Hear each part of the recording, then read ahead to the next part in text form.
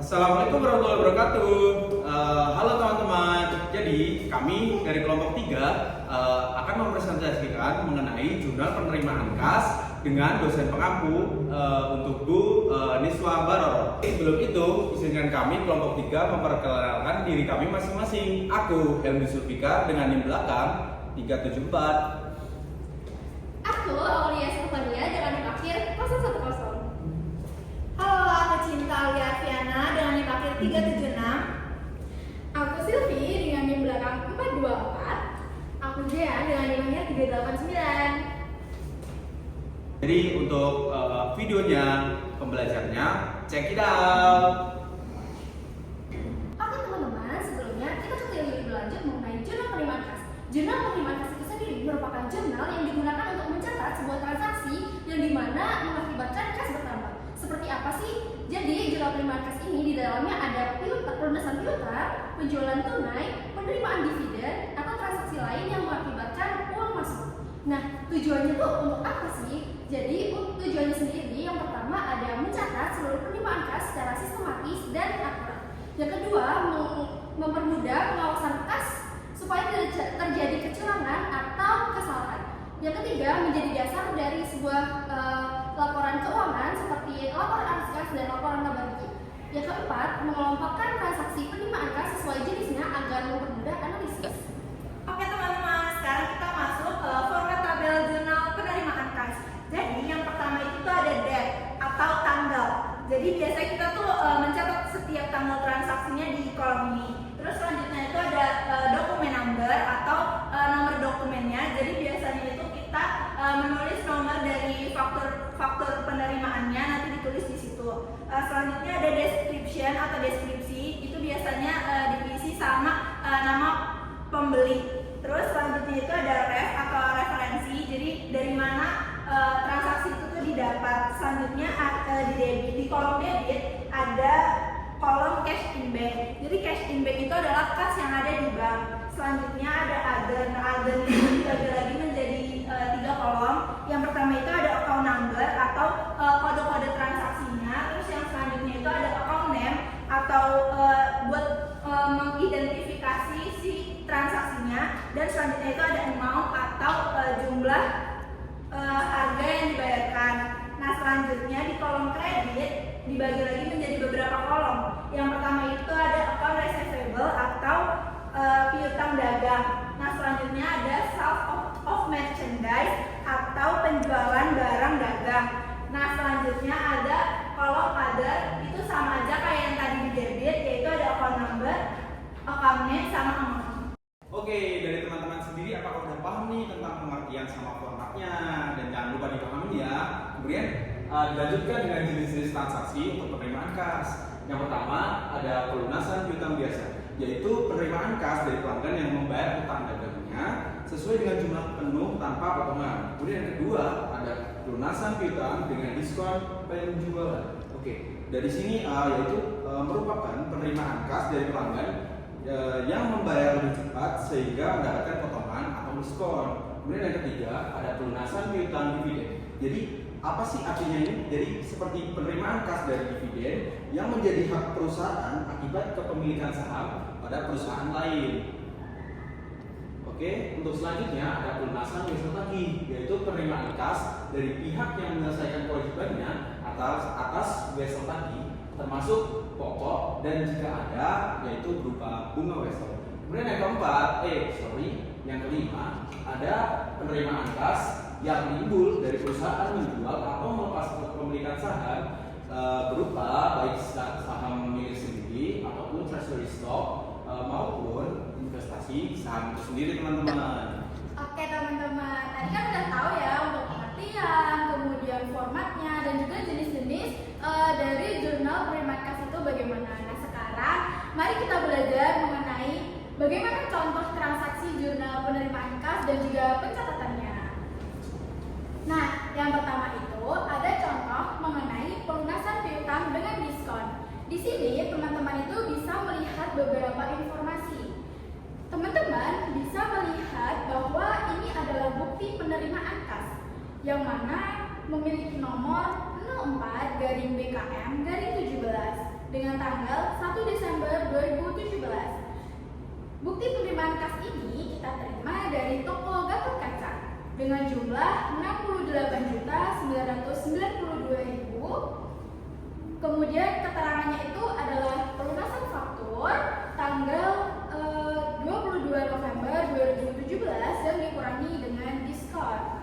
Nah, berikut ada rincian untuk pelunasannya nih. Untuk piutang dagangnya itu sendiri itu ada 70.400.000 dengan diskonnya sendiri itu 2%. Jadi 2% dikalikan dengan 70.400.000 menghasilkan 1.408.000. Kemudian kita jumlahkan, yang mana piutang dagang 70.400.000 dikurangkan dengan diskonnya 70.400.000 dikurangi 1.408.000 menghasilkan 68.992.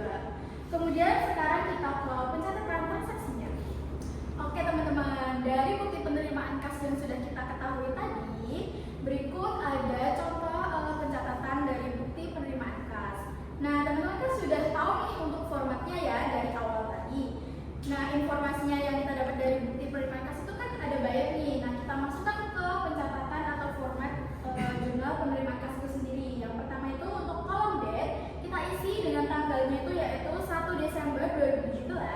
Kemudian dokumen tabel kita isikan dengan nomornya yakni 04/BKM/17. Kemudian deskripsinya kita catat tokonya itu adalah toko Gatot Kaca. Kemudian pada kolom debit kita catat cash in bank sebesar 68.992. Nah, tadi kan ada diskon nih. Diskon itu kita catat di kolom debit bagian other, kita isikan account name-nya yakni sales diskon, account number-nya yakni 4.300 dengan amount-nya sendiri adalah 1.408. Kemudian pada bagian kredit kita catat ke kolom account receivable atau piutangnya sebesar 70.400. Oke, lanjut lagi teman-teman. Untuk contoh transaksinya berupa pelunasan wesel tagih oleh ACC Elektro, yaitu berupa bukti penerimaan kas dengan nomor 07 BKM 17. Kemudian untuk tanggalnya 3 Desember 2017. Kemudian diterima dari Venus Elektronik sebesar 24.475.000 dengan keterangan pelunasan wesel tagih ditambah dengan bunga. Kemudian ada piutang wesel sebesar 24 juta. Kemudian ada piutang bunga sebesar 475 dengan total 24.475.000. Oke, lanjut. Oke, untuk pencatatan transaksinya, yaitu yang pertama ada date atau tanggal, yaitu 3 Desember 2017. Kemudian untuk dokumen number, yaitu 07 BKM 17 dengan deskripsi Venus Elektronik. Kemudian dalam debit ada cash in bank sebesar 24.475.000. Kemudian untuk di kredit ada other dengan akun nomor 11400 dengan nama notes receivable dengan amount-nya sebesar 20 juta. Kemudian ada account number dengan 11800 yaitu dengan interest receivable sebesar 475.000. Apakah dari teman-teman sudah paham dengan penjelasan saya? Oke, lanjut aja ya teman-teman. Oke teman-teman, untuk contoh transaksi yang selanjutnya ada contoh transaksi berupa pelunasan piutang dividen. Di sini kami sebagai ACC Elektronik menerima bukti transaksi dari BPCA dengan keterangan penerimaan piutang dividen dengan jumlah Rp150.000. Lalu bagaimana cara mencatat transaksinya? Seperti contoh yang sebelumnya, di sini kami menuliskan tanggal dan dokumen number sesuai dengan transaksi yang ada dan description sesuai dengan perusahaan yang ada yaitu BPCA. Nah, di sini 150.000 kami taruh di posisi debit karena 150.000 itu mengakibatkan kas perusahaan kami menambah. Nah, dan di sisi kredit ada dividen receivable sebesar 150.000 dengan account number 11600. Nah, dividen receivable ini sendiri merupakan pelunasan piutang ya teman-teman.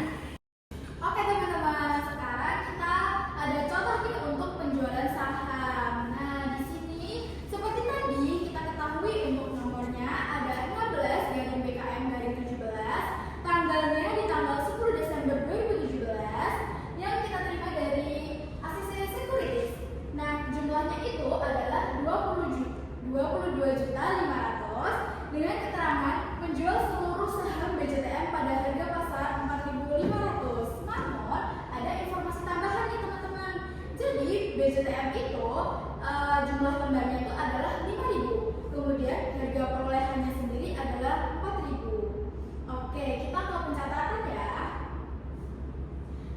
pencatatannya itu pada bagian D kita isikan 10 Desember 2017 dengan dokumen number 16 garing BKM garing 17 dengan deskripsi BJTN. Nah, pada debit kita debitkan cash in bank sebesar 22.500.000.